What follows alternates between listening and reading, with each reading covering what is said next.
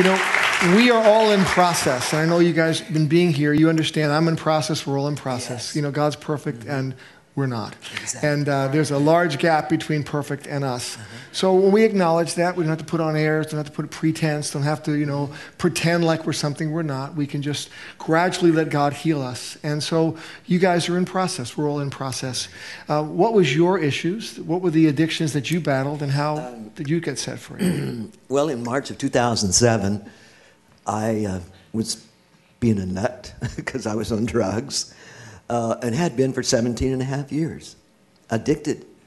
And I was trying to lift on a boat with a friend of mine to set it up on the ball of my truck. And I ended up in the hospital about 9 o'clock. About 10:30, the doctor came in and said, "Bobby, you have exploded 5 discs in your lower back." And I said, "What's that mean?" He says, "You actually have broken your back in 5 places." And he said, "You'll be lucky if you ever walk again." But I'm walking. You know, that's all I can say. Yeah. And I was just addicted to drugs. And that night in the hospital, my kids came to see me. And my son, not even being a Christian, walked over to the side of my bed and he knelt down. And he took me by the hand and he said, "Daddy, I love you. Don't leave us." He said, "Uncle Randy's church is praying." And said, "Matthew Wright's church is praying for you." Said, "Don't go." Said, "But Daddy, you need to get off the stuff."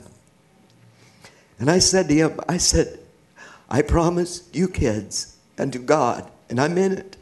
I said, "I'll never touch drugs again as long as I live." And it's been 1 year and 10 months this month. I'm glad. Yes.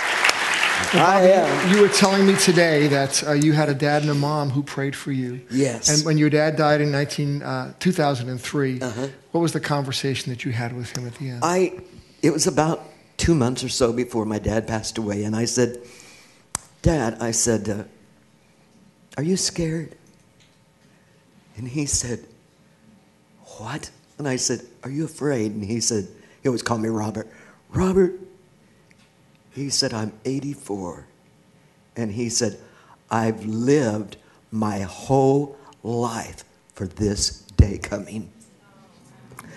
And I just stood there and looked at him and I said, "Well, I just hate to see you go through the pain." He just started laughing and he said, "Pain?" He said, "We don't know what pain is until we carry that cross up that hill, that crown of thorns on our head and blood running into our shoes." He said, "Then we can say we've had pain." And that's the way he acted. He was just totally, totally given into God. He was such a man of wisdom.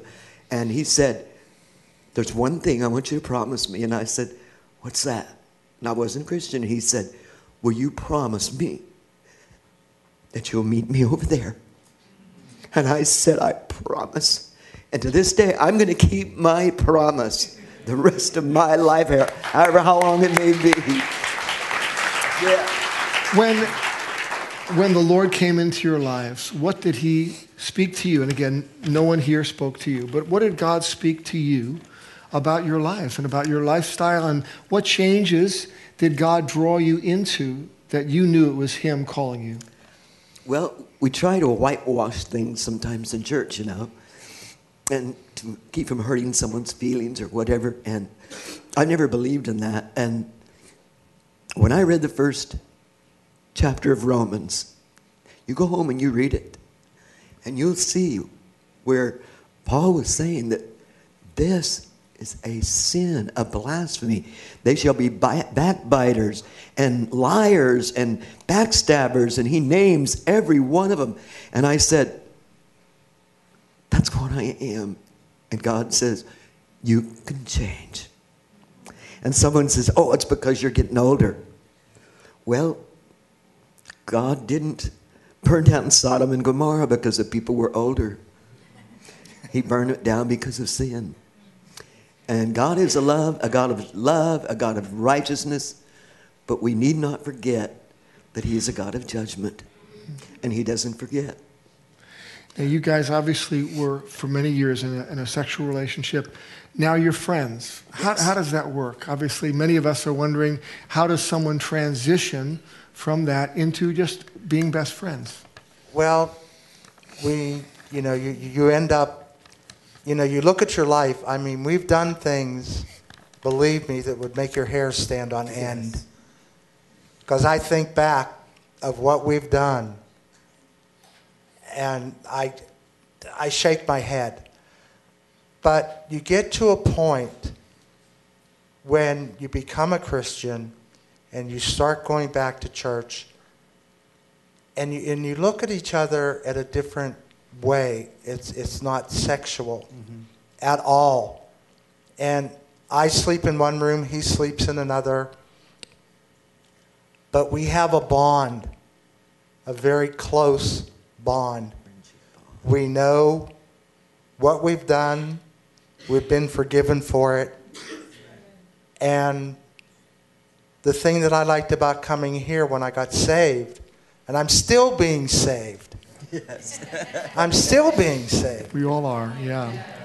And it was, we come in here, and everyone in here just opens their arms. And we would drive home going, do you think they know? Do you think they know? Yeah, he'd look at me and go, do you think they know? And I'm going, duh, yeah. But it didn't matter.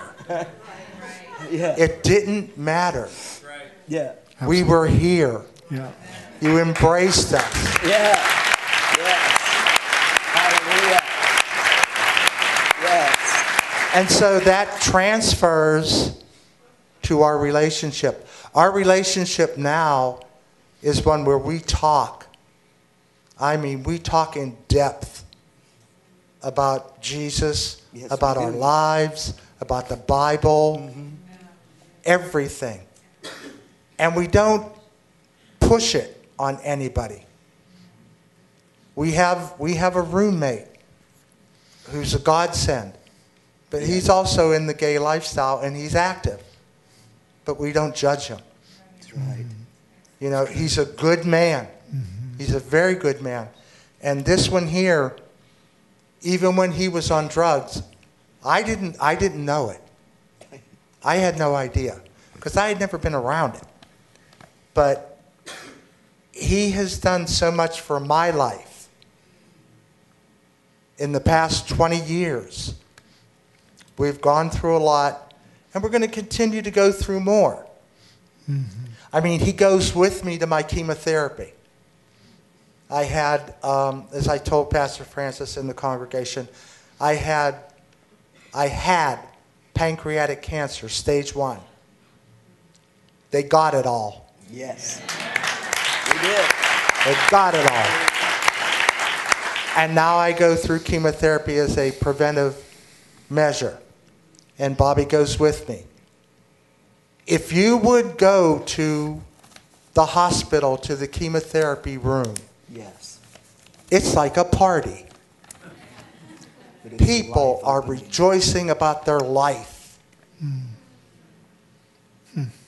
They might have cancer all through them, but it doesn't, they're alive. Wow. They're alive. And I'm alive because Jesus Yeah. guided my surgeon's hands Beautiful.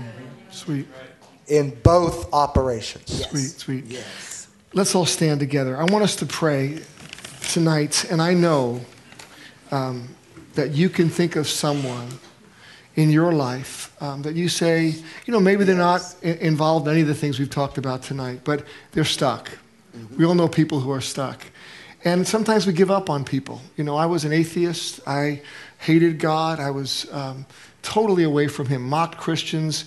And now I've been transformed. God all of a sudden got my life. And when I was crying with Bobby on the phone today, we were taking turns, sharing with one another because we're both so grateful. It's not a question of time. If you have been rescued, Time does not change that. How do you ever stop appreciating being totally rescued from certain destruction? That's it. You will never, ever take that for granted if it really happened to you. And I want us to pray tonight. And I know some of you, you're thinking of people tonight that you, maybe when this DVD or CD comes out, you get that to them. And you want to pray for them. You want to say, I believe God for them. If God can do it for Bob and for Bobby, God can do it for someone you're going to pray for tonight. So let's lift our hands. If you know someone